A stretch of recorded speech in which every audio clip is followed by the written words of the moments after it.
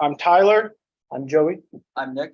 We're having the high altitude weather balloon as our senior project.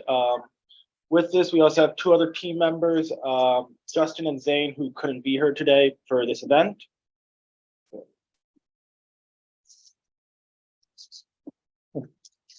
There you go. So first, just what is a weather balloon? So weather balloons are the primary sources of data above the ground. They provide value input for computer forecast models, local data for meteorologists to make forecasts, and predict storms and data for research.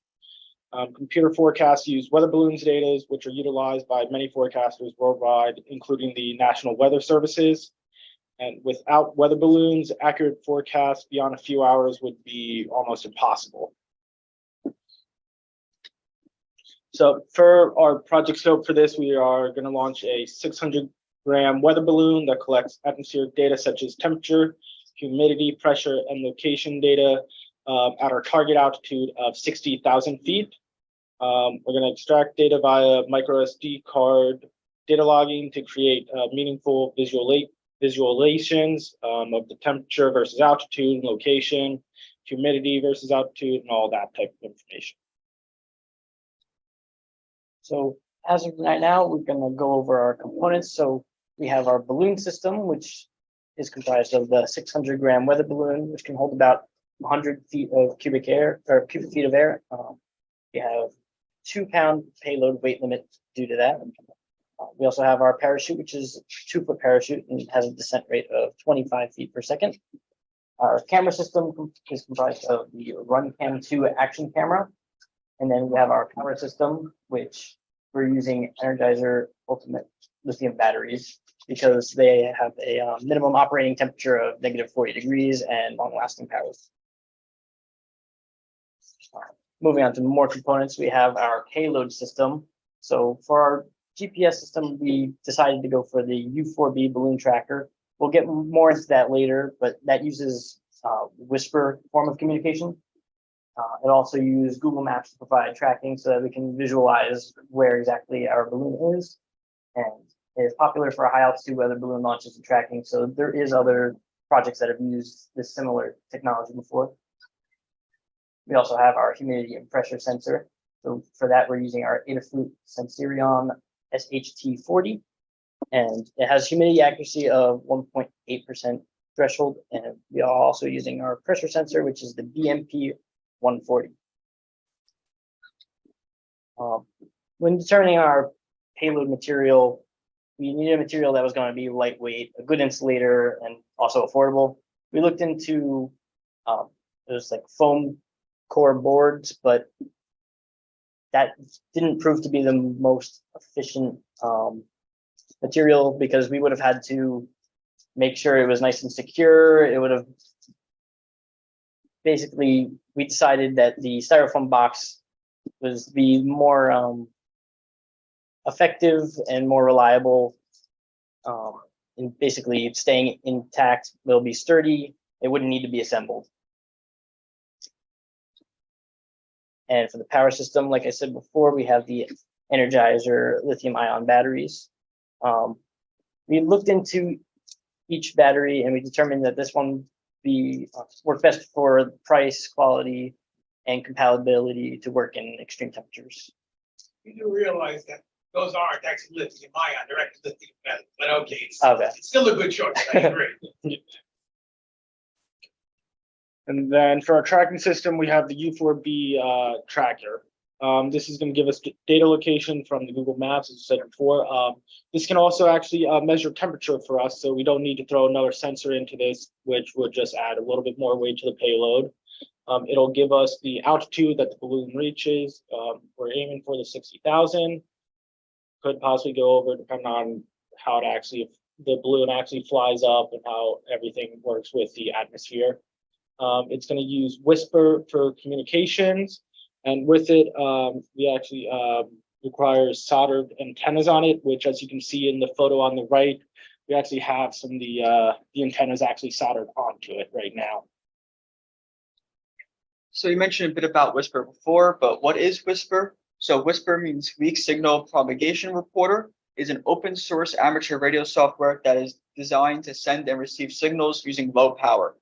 A very popular online database is the WhisperNet, and all stations can upload their reception reports and includes mapping capabilities. And it has a database we could go on and see every report that was ever made onto the site. However, to use Whisper, you need a ham radio license. So, so our current project status: two members have gotten their amateur radio license, with the rest of us taking it soon. And we also made antennas for the U4B that were shown here. We have two 28.126 megahertz dipole antennas because we use a 10-meter band, and we have 1575 megahertz GPS antennas. All of our sensors for our Arduino in the payload are fully working and ready for launch. And we're going to contact the FAA to get approval for the launch of our balloon.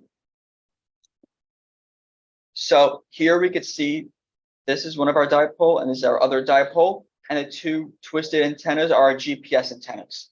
Here we have our hardware test using a program called PuTTY, which is a terminal program. And we got our log. We have satellite fixes. We have 5 satellite 3D fixes, which shows us our maiden head, our latitude and longitude, and the date and time calibrated from the GPS. So I wrote a basic script using the basic language, which would send out a whisper call sign using the 28.126 10-meter band frequency. And here we can see that the program executed properly and sent out the signal. On the picture on the right is from a program called OpenRX, which is a receiver program. And here we can see that at a frequency, our signal was received.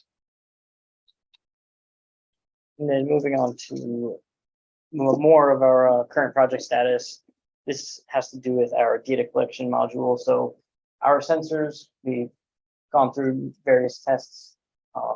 Right here, we have graphed our temperature versus time, humidity versus time, and pressure versus time.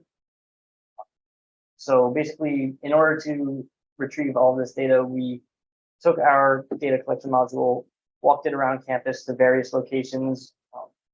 We left Armstrong, came over to Forcina, which is right next door, and they went back to Armstrong. This big dip right here in temperature is actually putting it in the freezer and then taking it out. Basically, we'll also have more data to show as we can relate these to altitude as well later on. But as of right now, this is what we have. Then we also have to somewhat predict where it's going to land. For this, we plan to launch it in mid to late April. Since we have to determine where we're going to launch it from, so that we make sure that it's actually going to be able to land where we can recover it. With that, we found a program, CUSF landing predictor, to help give us an idea of the actual launch site where it would be successful. As this, we have the photo here. This was an example where we have launched from Milford, New Jersey. It is March 14th. We have it launched from there. As you can see, it would actually come down and actually land pretty close to TCNJ, as this is where Trenton actually is, and this is where it ends up landing. But if we go just to the 19th, it lands all the way up in New York. So we have to make sure that we predict where it's going to launch, where we are going to have it land, so that we can have it recovered a little bit easier. Because as you can see in this example, a little bit further south, it's now in the ocean. We don't have a boat to recover that.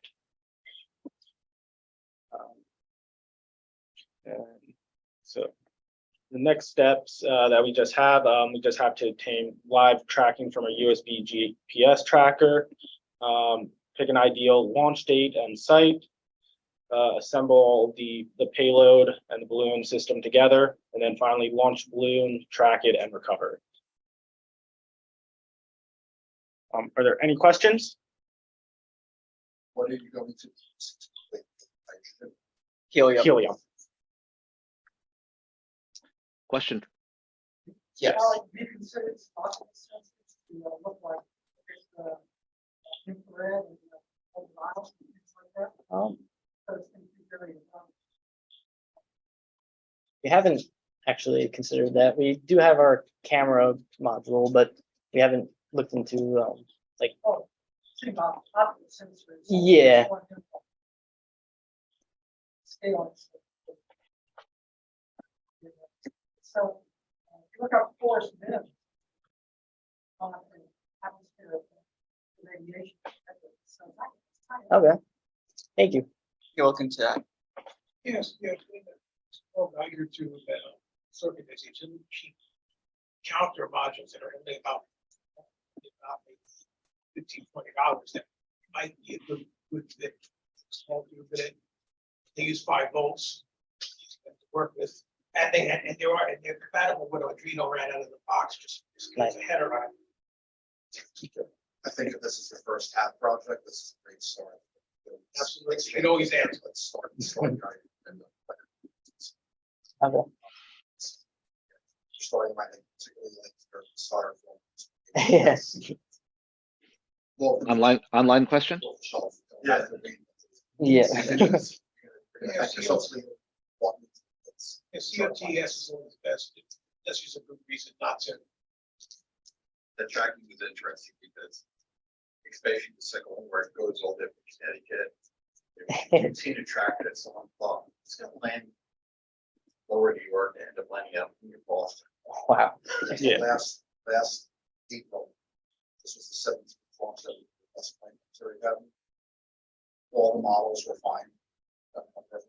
Follow a similar trajectory, obviously it's one of us, but it's up 100,000 feet, comes out with a small radius.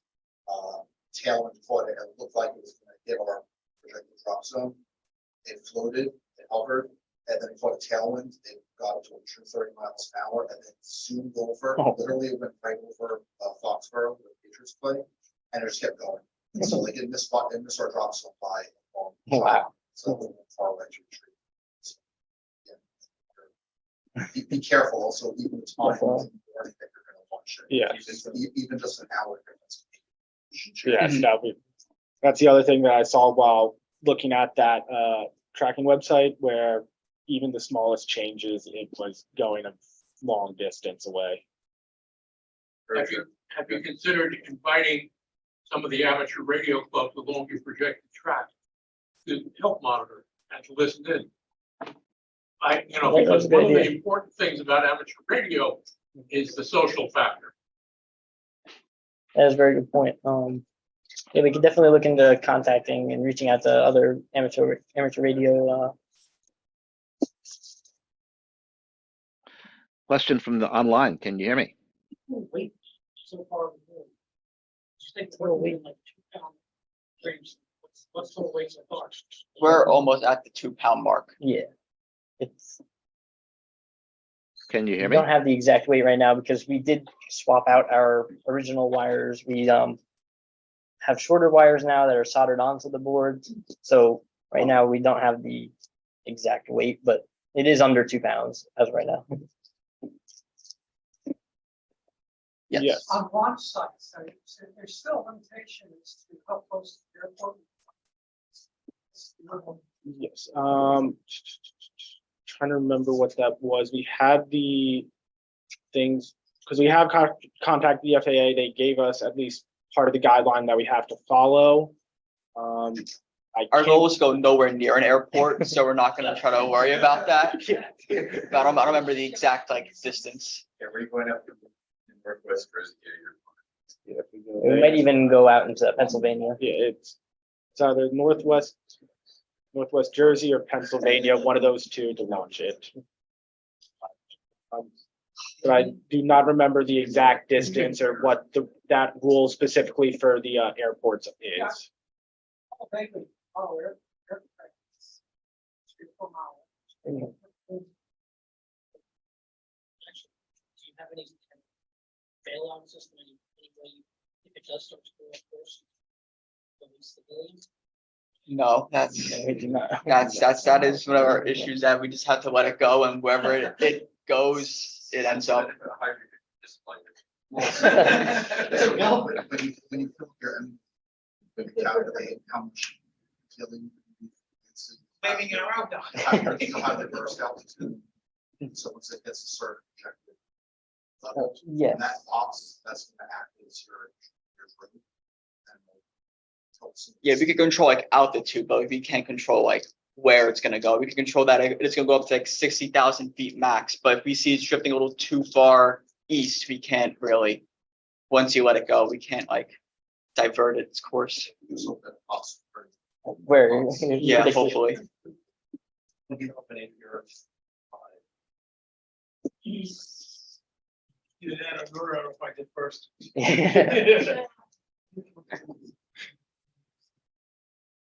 Awesome. Yeah, awesome. Thank you very much.